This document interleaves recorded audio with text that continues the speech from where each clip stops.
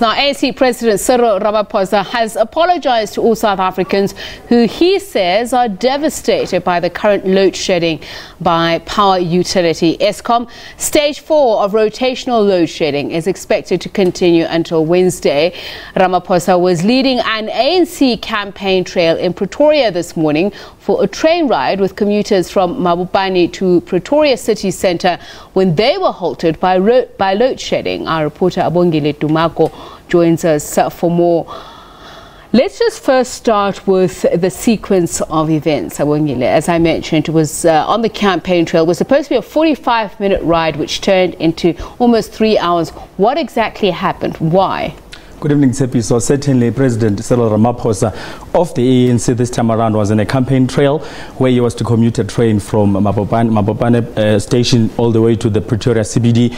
As we are saying, it's a 45-minute drive. It is a 45-minute distance from Mabopane, but he had to spend 3 hours plus, stuck in between those destinations in a train amongst the thousands of commuters who actually were using the very train to commute from Mabopane to the CBD. Basically, he had to sort of take off the ANC president cap and put on the South African president cap in as far as having to account now to those commuters who were actually stuck with him in the train, wanting to understand what is it that he's going to do to make it a point that at least this is a thing of the past, expressing concern as well that he had to be stuck for that long in a train, and of course saying that heads will roll in as far as what happened is concerned. PRASA must actually get their house into order so that these incidents that we've witnessed today, that he has witnessed today, will never happen. So tell me what he witnessed, because initially it was said that was delayed, broken windows, the usual filling of the plane to overcapacity that led to this. But PRASA is now saying crime or criminal incidents are behind this.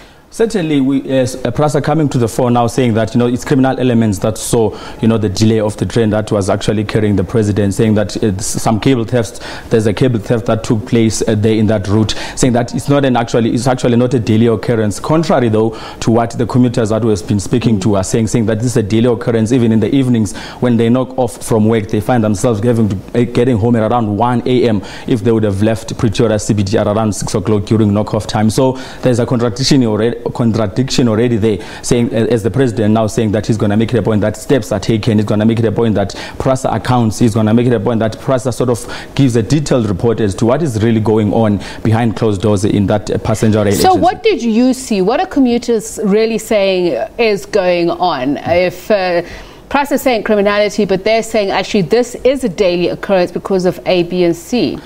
Commuters are just saying they feel they're not being sort of considered as the main clients or the main, recipients of the service that PRASA provides to them, because there's no communication. Half the time, there's no communication. A train will just be stuck in the middle of nowhere. Nobody bothers to explain what would have happened. Sometimes it comes late, and of course, when they come back from work, going home, they fall into victim of being mugged as they jump off, the different stations that, the train goes past, saying that, in as far as security is concerned, they feel unsafe, and yet PRASA doesn't seem to come to the fore to give an explanation as to basically what really is going on, at PRASA, besides the fact that a train was just, like it was the case today, randomly in the middle of nowhere, just come to a halt. Well, the commuters responsive to the Abongile, the fact that, as you say, he was there on a campaign trail and he had to switch caps to being the head of South Africa in terms of the executive. Were they responsive to him? Because just looking at Twitter, some people are saying, oh wow, so this is the first time you've experienced this, so welcome to our world.